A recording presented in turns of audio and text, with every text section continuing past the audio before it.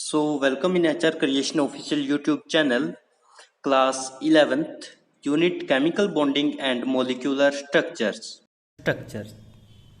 सो बच्चे, last lecture में आप लोगों ने देखा था कि हमने कुछ एग्जाम्पल्स देखे थे, लाइक H2O2 NF3 Cl2 और ड्रॉबैक ऑफ ऑक्टेट रूल। सो चलिए अब नेक्स्ट प्रोसीड करते हैं। नेक्स्ट टॉपिक है हमारा आयनिक और इलेक्ट्रोवैलेंट बॉन्ड, यानी कि या तो हम इसे आयनिक बोल सकते हैं या फिर इलेक्ट्रोवैलेंट बॉन्ड। देखिए क्या कहता है इसमें, formation of ionic compound would primarily depend upon, कि जो कहता हम आयनिक कंपाउंड होंगे वो किस तरह से बॉन्ड बनाएंगे, वो किस चीज़ के ऊपर डिपेंड अपॉन करता है। सो वो डिपेंड अपॉन करता है ease of formation of positive and negative ion from neutral atom. किसके ऊपर डिपेंड अपॉन करेगा वो, कि ईज ऑफ, कि कितना जल्दी हमारे पास कंपाउंड में न्यूट्रल एटम से कि पॉजिटिव और नेगेटिव आयंस बनेंगे। ठीक है, जितनी जल्दी हमारे पास कटायन या अनायन बनेंगे उतना हमारे इलेक्ट्रोवैलेंट बॉन्ड के लिए क्या है, फायदा है। दूसरा, arrangement of positive and negative ion in the solid that is the lattice of crystalline compound. अब देखिए फर्स्ट स्टेप में जो पॉजिटिव और नेगेटिव आयंस बन गए हैं, अब कहता सेकंड स्टेप में इनकी क्या होनी है, अरेंजमेंट। जितनी जल्दी इन पॉजिटिव नेगेटिव की अरेंजमेंट होगी, अरेंजमेंट अब कहाँ पे होगी, अरेंजमेंट होती है क्रिस्टलाइन के अंदर। पहले उसने बोला कि सॉलिड, यानी कि हमारे पास वो सॉलिड फेस में, और किसके अंदर, क्रिस्टलाइन कंपाउंड के अंदर। ठीक है, यहां तक। आगे कहता है लाइक कोई एग्जांपल लेते हैं, हमने कोई m मान लिया, कंसिडर गैसियस फॉर्म में था। कहता है ये क्या करेगा, ये खुद के इलेक्ट्रॉन को लूज कर देगा। जैसे ही इलेक्ट्रॉन लूज करेगा तो क्या हो जाएगा, पहले ही बताया था इलेक्ट्रॉन लूज करने से क्या बनेगा हमारे पास, पॉजिटिव, यानी कि कटायन, और साथ में क्या निकल गया, इलेक्ट्रॉन। ठीक है, इस स्टेप को आप लोग क्या बोल सकते हो कि आयनाइजेशन एंथैल्पी, वो भी कैसा, एंडोथर्मिक। ठीक है, यानी कि आयनाइजेशन एंथैल्पी या एनर्जी जिसकी हमें जरूरत पड़ती है। उसके बाद कहता लाइक हमारे पास, अब कंसिडर करेंगे कि कोई एक्स है, वो कैसी फॉर्म में है, गैसियस फॉर्म में। वो क्या करेगा, इलेक्ट्रॉन को एक्सेप्ट कर लेगा। जैसे ही इलेक्ट्रॉन को एक्सेप्ट करेगा वो हमारी जो न्यूट्रल एटम था कन्वर्ट हो जाएगा किसके अंदर, नेगेटिव के अंदर। तो यानी कि अब ये क्या बन गया, एक्स नेगेटिव, और फेज कैसा रहेगा उसका, गैसियस। यानी कि ये क्या बन गया हमारे पास, अनायन। यहाँ पे क्या बन गया था, कटायन, या फिर दोनों में क्या कहें कि आयंस बन गए। और इस स्टेप को हम क्या कह सकते हैं कि यहाँ पे इलेक्ट्रॉन गेन एंथैल्पी, या फिर जिसे हम कैसे शो करते हैं, डेल इजी एच से। ठीक है, या फिर क्या कह सकते हैं कि गेन इलेक्ट्रॉन, क्योंकि इसने इलेक्ट्रॉन को क्या किया है, गेन किया है। या और क्या कह सकते हैं कि एक्जोथर्मिक और एंडोथर्मिक, कि ये एक्जोथर्मिक टाइप का भी हो सकता है और एंडोथर्मिक टाइप का भी। क्लियर। तीसरे स्टेप में देखिए क्या कहता है कि हमारे पास कोई M पॉजिटिव था जो यहाँ पे बना था कटायन, उसके बाद कोई X नेगेटिव था जो यहाँ पे बना था। कहता इन दोनों को हम ऐड कर देंगे, दोनों की स्टेज कैसी है, देखिए यहाँ पे भी गैसियस है, यहाँ पे भी गैसियस है। तो दोनों को जब ऐड करेंगे ये कन्वर्ट हो जाएंगे किसके अंदर, MX के अंदर। यहाँ पे M था, यहाँ पे X, तो एक इसमें कन्वर्ट हो गए MX के अंदर। लेकिन जो देखने की चीज है, नोट करना है आपको, वो ये है कि दोनों का फेज यहाँ पे गैसियस था, बट यहाँ पे आके कैसा हो गया, सॉलिड फेज। तो यानी कि आयंस जो हमारे थे वो आपस में मिलके क्या बना गए, सॉलिड। पहले कटायन बना है इलेक्ट्रॉन लूज करके, फिर अनायन बना है इलेक्ट्रॉन को गेन करके, और फिर जो कटायन और अनायन थे वो दोनों मिल गए and they form MX solid phase. ठीक है, क्लियर यहाँ तक, कोई डाउट। चलिए आगे। आगे कहता है ionic bond formed more easily between elements with comparatively low ionization enthalpy, यानी कि कहता जो आयनिक बॉन्ड होगा वो कहता सबसे इजीली आसानी से कब बनेगा, कहता किन किन के बीच में बनेगा, बिटवीन द एलिमेंट्स जिनके बीच में लो आयनाइजेशन एंथैल्पी का गैप हो। लाइक मैंने कोई ये दोनों ही कंपाउंड में मान लेता हूँ और मैं कहता हूँ कि इन दोनों की जो आयनाइजेशन एंथैल्पी है वो उसका डिफरेंस बिल्कुल कम है, और अगर इनका डिफरेंस बिल्कुल कम होगा तो it means they form easily ionic bond. ठीक है, या और क्या कहता है साथ में, या कहता elements with high electron gain enthalpy, या तो कहता इनकी लो आयनाइजेशन एंथैल्पी हो, या कहता फिर इनकी हाई इलेक्ट्रॉन गेन एंथैल्पी हो। अगर ऐसे एलिमेंट्स हमारे पास अवेलेबल है so they form more easily ionic bond as compare to other elements. Clear.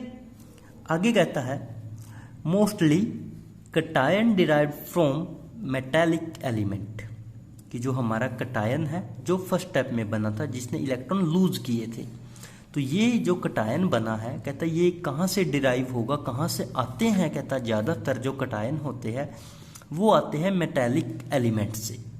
अब ये मेटालिक एलिमेंट कहाँ पे है, देखा जाए तो हर चीज़ को एक दूसरे से रिलेट करके चलो। मेटालिक एलिमेंट को रिलेट करो पीरियोडिक टेबल से, पीरियोडिक टेबल में कहाँ से, ग्रुप नंबर 1 और 2 से। अब ग्रुप नंबर 1 और 2 में कौन कौन है, sodium, potassium, rubidium, caesium, francium. ठीक है, तो यानी कि मेटल जहाँ होंगे तो वहाँ से कटायन आएंगे। उसके बाद अनायंस, कहता anions derived from non metallic element, तो कहता कटायन का जो अपोजिट क्या है, अनायन। कहता ये कहाँ से आएंगे, ये आएंगे हमारे पास नॉन मेटालिक एलिमेंट से। अब ये नॉन मेटालिक एलिमेंट इसका क्या हो गया, अपोजिट। यहाँ पे मेटालिक था तो यहाँ पे नॉन मेटालिक एलिमेंट। क्लियर। उसके बाद अब साइंस पढ़ रहे हैं तो ऑब्वियसली सी बात है कुछ ना कुछ एक्सेप्शन केस भी हमारे पास अवेलेबल होगा। तो देखिए वो क्या है, कहता NH4 पॉजिटिव यानी कि ammonium ion made up of 2 non metallic element. कहता ये जो NH4 पॉजिटिव है अमोनियम आयन है, कहता ये किससे मिलके बना होता है, 2 नॉन मेटालिक एलिमेंट से। 2 नॉन मेटालिक एलिमेंट यानी कि जो N है और जो H4 पॉजिटिव है। ठीक है। उसके बाद कहता हमारे पास ionic compound in crystalline solid in 3D। कहता जो आयनिक कंपाउंड होंगे, हमने पहले ही कहा था जब हमने आयनिक कोवलेंट बॉन्ड पढ़ा कि वो कैसे होंगे, क्रिस्टलाइन सॉलिड फॉर्म में होंगे। फिर कहता ये 3D होंगे। 3D का मतलब 3 का मतलब 3 और D का मतलब डायमेंशन, जिसकी 3 डायमेंशन होगी XYZ। Where cation and anion by coulombic interaction energy. और कहता वहाँ पे जो ये कटायन अनायन होंगे इस क्रिस्टलाइन सॉलिड में, इनके बीच में एक अट्रैक्शन प्रेजेंट होगी। आपको पता ही है कि पॉजिटिव और नेगेटिव जब वहाँ पे कोई चार्ज प्रेजेंट है तो ऑब्वियसली सी बात है वहाँ पे इंटरेक्शन भी होगी अपोजिट चार्जेस में, और वो कौन सी होगी, कहता कोलम्बिक इंटरेक्शन। ठीक है। उसके बाद कहता but in different crystal system, लेकिन कहता जो अलग अलग हमारे पास क्रिस्टल सिस्टम प्रेजेंट होते हैं, कहता depend upon the size of ion, ion के साइज के ऊपर डिपेंड अपॉन करेगा, and their arrangement and other factor. हर एक डिफरेंट क्रिस्टल के अंदर, क्रिस्टल स्ट्रक्चर के अंदर आयन का साइज और आयन की जो अरेंजमेंट है और इसके अलावा बहुत सारे फैक्टर क्या करेंगे, उसको इफेक्ट करेंगे उनके ऊपर, यानी कि वो चीज़ डिपेंड अपॉन करेगी कि कैसी उनके बीच में फोर्स है, कैसी नहीं है। ठीक है। यहाँ तक कोई डाउट, क्या पढ़ा अभी तक, एक बार फटाफट रिवाइज करो इसको। सबसे पहले हमने कटायन बनाया है, उसके बाद अनायन बनाया है। कटायन वाले को आयनाइजेशन एंथैल्पी बोला, अनायन वाले को इलेक्ट्रॉन गेन एंथैल्पी बोला। ठीक है। फिर वो कहता है कि कटायन और अनायन आपस में मिलेंगे और आयनिक बॉन्ड की फॉर्मेशन करेंगे। बनेंगे कब, या तो कहता लो आयनाइजेशन एंथैल्पी हो बिटवीन एटम्स एलिमेंट के बीच में, या कहता हाई इलेक्ट्रॉन गेन एंथैल्पी हो। ठीक है, कटायन आएंगे मेटेलिक से, अनायन आएंगे नॉन मेटेलिक से। ये हमारा एक्सेप्शनल केस है। डिफरेंट क्रिस्टल में डिफरेंट साइज और उनके अरेंजमेंट के ऊपर डिपेंड अपॉन करेगा। Proceed with the crystal structures in 3D। The first one is NaCl और you can say rock salt, यानी कि हमें क्रिस्टल लैटिस के अंदर NaCl के बारे में पढ़ना है, जिसे हम रॉक साल्ट भी बोल देते हैं। सो इसके लिए आपको फर्स्टली क्या करना होगा, आप लोग जब इसको देख रहे हो तो बड़ा कॉम्प्लेक्स फील कर रहे होंगे ज़रूर, बट ये बहुत आसान है। जिसको एक बार बनाना आ गया वो कभी नहीं भूलेगा इसको। सो सबसे पहले तो आपको इसके लिए क्यूब बनाना है। ध्यान से देखिए, मैं जहाँ जहाँ पॉइंट आउट करूँगा आप साथ साथ बनाएंगे तो ये बन पाएगा ईजिली। सबसे पहले आप लोग एक क्यूब बनाइए, यहाँ से स्टार्ट करेंगे। ये एक लाइन क्यूब की, ये सेकंड, ये थर्ड और ये फोर्थ। ठीक है, उसके बाद थोड़ी सी जगह हम छोड़ देते हैं, फिर यहाँ से स्टार्ट करेंगे। एक लाइन क्यूब की, second, third and fourth. Clear. फिर इस पॉइंट को मिलाएंगे, इस पॉइंट को और इस पॉइंट को मिलाएंगे। ऐसे ही नीचे की तरफ इससे इसको मिला देंगे और इस पॉइंट से इसको मिला देंगे। क्लियर। अब आपको करना क्या है, वो जितनी भी आपकी लाइन है हर एक लाइन के मिड में आपको पहुंचना है। जैसे ये हमारी एक फर्स्ट लाइन थी तो इसका मिड मान लो मैंने यहाँ कंसिडर कर लिया, तो इसके मिड में मैं एक डॉट बनाऊंगा और जो ये हमारी लाइन है इसके मिड में एक डॉट बनाऊंगा। ऐसे ही जो ये लाइन है इसके बीच में भी एक मिड मानूंगा, ये पॉइंट हो गया। इसके बीच में भी एक मिड होगा, इसके बीच में भी एक मिड होगा।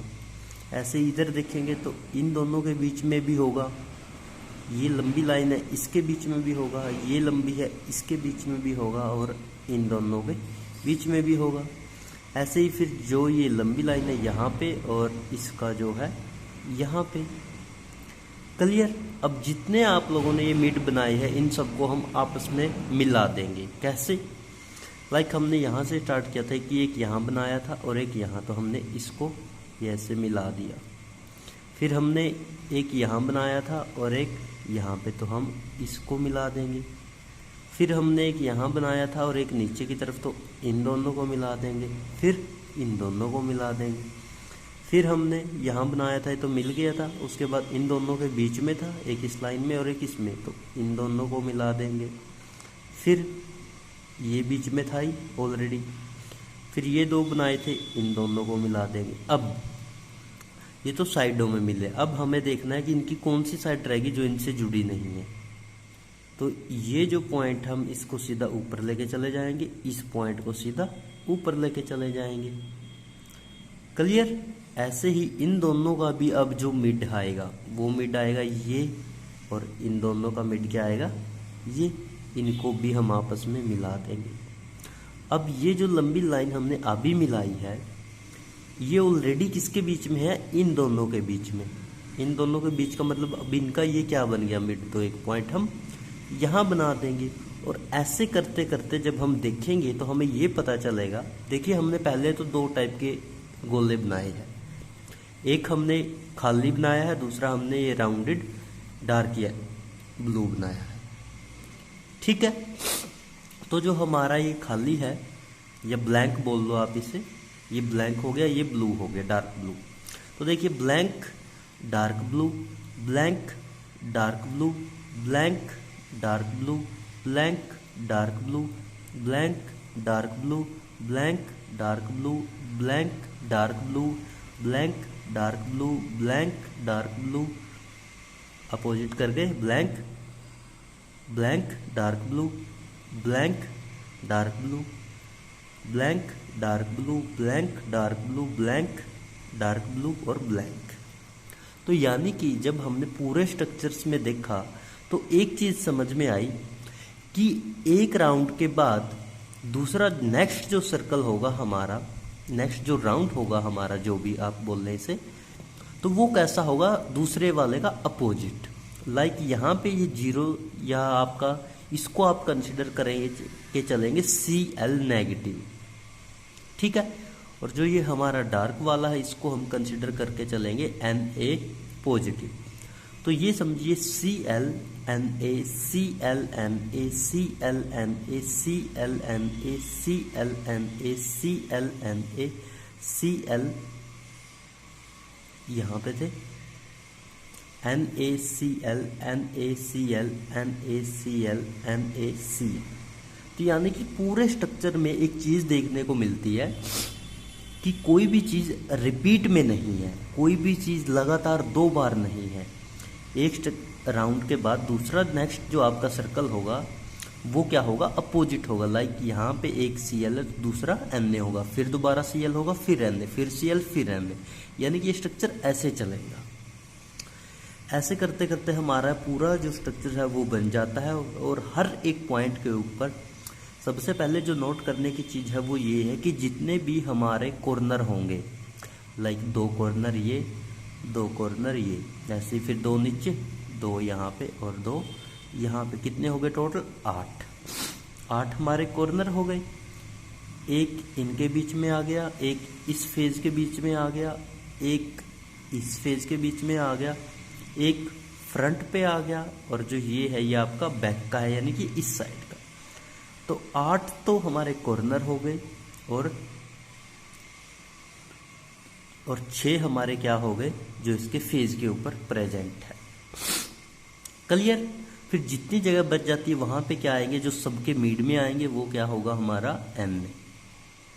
आइए एक बार देखते हैं इसमें ये क्या कहता है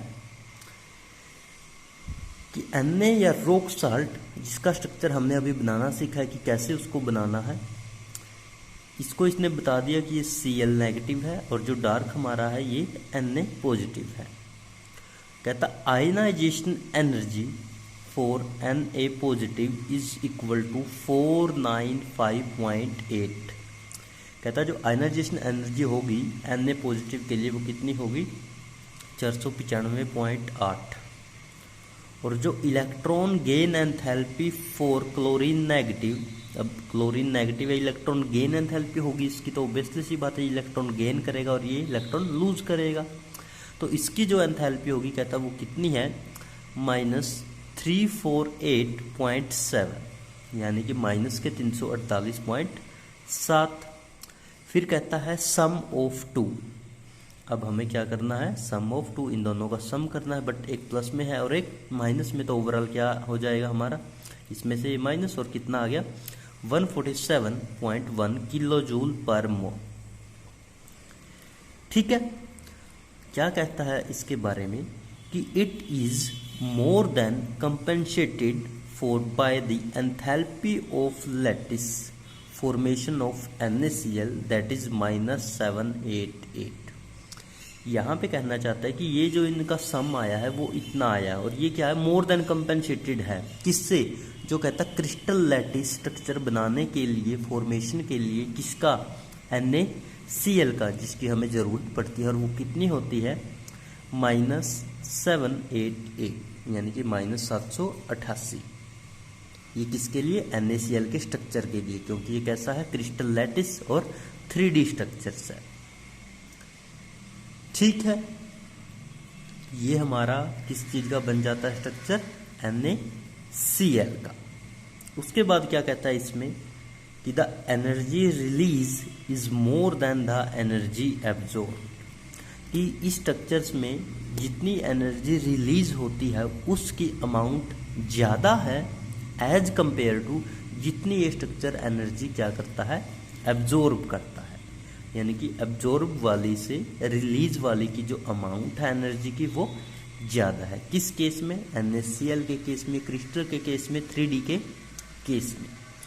सो आज आप लोगों को ये करना है, साथ साथ बनाना है, कोई भी रिपीट नहीं करना है। ठीक है। 1 किलो जूल पर मोल। फिर उसने बताया था कि जो एनर्जी रिलीज है वो मोर देन है किससे, एनर्जी एब्जॉर्ब से, यानी कि जितनी एनर्जी एब्जॉर्ब करेगा वो कम रहेगी, और जो निकालेगा, रिलीज करेगा, वो एनर्जी की अमाउंट ज़्यादा रहेगी। तो चलिए नेक्स्ट आगे कहता है कि thus a qualitative measure of the stability of an ionic compound is provided by its enthalpy of lattice formation, not simply by achieving the octet of electron around the ionic species in the gaseous state। यानी कि कहने का simple मतलब ये है कि जो हमें क्वालिटेटिव मेजर जब हम करेंगे उसकी कि वो कितना स्टेबल है कितना नहीं, कौन, जो हमारा आयनिक कंपाउंड है, कहता वो हम किसके द्वारा बता सकते हैं कि उसकी जो एंथैल्पी होगी उस लैटिस की फॉर्मेशन के लिए जो एंथैल्पी होगी उसके द्वारा। दूसरा कहता ऐसा नहीं है कि अगर उसने ऑक्टेट को अचीव कर लिया है, ऑक्टेट कंप्लीट कर लिया इलेक्ट्रॉन, तो उससे हम उसकी स्टेबिलिटी को बताएंगे, नहीं, वो हम किससे बताएंगे, उसकी जो लैटिस एंथैल्पी होगी, जो लैटिस को फॉर्मेशन करने के लिए जितनी एनर्जी रिक्रूटमेंट है उससे उसकी हम क्या कर सकते हैं, क्वालिटेटिव मेजर कर सकते हैं कि कितना हमारा आयन है जो वो स्टेबल कंपाउंड है, ना कि उसके ऑक्टेट रूल से, किसके लिए, जो हमारी आयनिक स्पीसीज होगी गैसियस स्टेट में। क्लियर? तो ये यहाँ पे हमारा हो जाता है लैटिस का काम complete. So next one is that is lattice enthalpy. क्या होती है लैटिस एंथैल्पी? यानी कि ये वो एनर्जी होगी जो रिक्वायर्ड होगी to complete separate 1 mole of solid ionic compound into gaseous constituent ion. यानी कि उस मिनिमम एनर्जी को हम बोल लेंगे जो हमें ज़रूरत पड़ती है 1 मोल को सेपरेट करने के लिए। कहाँ से और किस का मोल? जो हमारा सॉलिड आयनिक कंपाउंड होगा, ठीक है, किसमें से, इनटू गैसियस कॉन्स्टिट्यूएंट आयन में से। जो हमारे गैसियस कॉन्स्टिट्यूएंट आयन मान लो कहीं पे पड़े हुए हैं, उनमें से अगर हम सॉलिड आयनिक का 1 मोल को सेपरेट आउट करेंगे, उस दौरान जितनी एनर्जी की रिक्वायरमेंट होगी उसे हम कहेंगे लैटिस एंथैल्पी। ठीक है, लैटिस एंथैल्पी को एग्जांपल से देखते हैं। कहते लाइक 788 किलोजूल पर mole of NaCl that is lattice enthalpy. तो इसका मतलब ये हो गया, कहता जो NaCl का अभी हमने 3D बॉक्स का क्रिस्टलाइन स्ट्रक्चर देखा है, उसके अंदर कहता जो NaCl की एनर्जी आई है या लैटिस एंथैल्पी आई है वो है हमारे पास 788 किलो जूल। कहता इसका मतलब क्या है 788 का? कहता इसका मतलब ये वो एनर्जी है this required to separate the 1 mole of solid NaCl into 1 mole of Na plus and 1 mole of Cl negative. तो कहता ये वो एनर्जी होगी जिसकी हमें ज़रूरत पड़ेगी एक NaCl के मोल को सेपरेट आउट करने के लिए। कहाँ से? जब हमारे पास Na पॉजिटिव और Cl नेगेटिव उस क्रिस्टलाइन के अंदर रखे हुए थे, वहाँ से। ठीक है, और डेफिनेशन में भी हमने यही कहा था कि 1 मोल को सेपरेट आउट करने के लिए, उसमें से निकालने के लिए जो हमारी गैसियस स्टेट थी, गैसियस आयन थे, वहाँ से, तो उसे हमने बोल दिया था लैटिस एंथैल्पी। आगे कहता है हेयर बोथ फोर्सेज अट्रैक्शन, कि यहाँ पे जो दोनों टाइप की फोर्सेज होती है, कौन सी दोनों टाइप की? अपोजिट चार्ज आप लोगों को पता है कौन से, लाइक इसके ऊपर प्लस चार्ज है, इसके ऊपर माइनस चार्ज है। दूसरा रिपल्शन कब होगी? जब सेम चार्जेज होंगे, सेम चार्जेज का मतलब या तो दोनों प्लस के हो या फिर दोनों माइनस के हो, तो तब तो रिपल्शन होगी। और अट्रैक्शन कब होगी? जब अपोजिट चार्ज प्रेजेंट होंगे। Clear? So it is 3D, so not possible to calculate lattice enthalpy directly by their forces। तो कहता ये जो स्ट्रक्चर्स होते हैं क्रिस्टलाइन, ये 3D होते हैं, और कहता आप इनकी फोर्स के हिसाब से, चाहे वो अट्रैक्शन है, चाहे वो रिपल्शन है, चाहे वो दोनों है, उन फोर्सेज के हिसाब से आप लोग इसकी लैटिस एंथैल्पी को डायरेक्ट कैलकुलेट नहीं कर सकते। वो हमें क्रिस्टलाइन स्ट्रक्चर बना के 3D बॉक्स के अंदर एटम्स को रख के हर एक पॉइंट के ऊपर वो तभी कैलकुलेट की जा सकती है। ठीक है, ये कंसेप्ट था हमारा लैटिस एंथैल्पी का। इसमें कोई भी डाउट किसी भी स्टूडेंट को यहाँ तक? ठीक है, तो चलिए आगे देखते हैं। आगे हमारे पास है दैट इज बॉन्ड पैरामीटर्स।